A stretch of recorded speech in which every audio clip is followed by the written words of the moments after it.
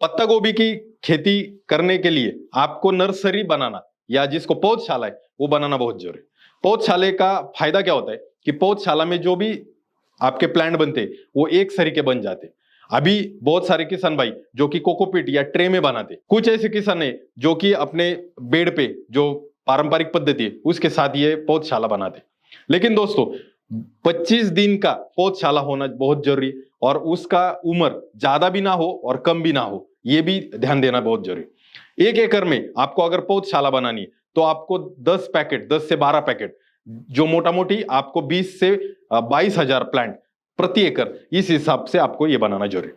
अभी plant population आप कम ज्यादा भी कर सकते। अगर आपने प्लांट पॉपुलेशन ज्यादा किया, मतलब ज्यादा गहराई पे लगा, तो गड्ढे का जो आकार या वजन है वो कम रहेगा, जो कि 500-700 ग्राम के हिसाब से रह सकता है।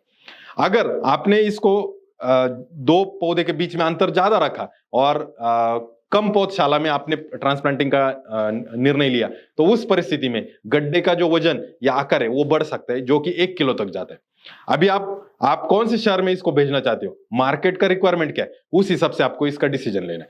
आपने 2 प्लांट के बीच में अंतर कम रखा तो छोटा गड्ढा मिलेगा, 2 प्लांट के बीच में ज्यादा अंतर रखा तो बड़ा गड्ढा मिलेगा। मोटा मोटी आपको 2 पौधे के बीच 60 सेंटीमीटर से लेके 75 सेंटीमीटर का अंतर रखना ये सही रहेगा। दोस्तों नर्सरी बनाने के टाइम पे नर्सरी में आपको खाद प्रबंध करना भी जरूरी है, साथ ही साथ नर्सरी में भी कुछ डिसीज पेस्ट होते हैं उसका भी ख्याल रखना जरूरी है।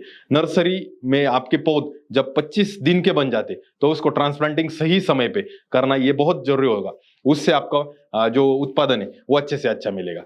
तो दोस्तों नर्सरी मैनेजमेंट और ये जो ट्रांसप्लांटिंग है ये आप सही तरीके से करते हो तो आपको प्रोडक्शन या उत्पादन के लिए ये बहुत फायदेमंद हो सकता है।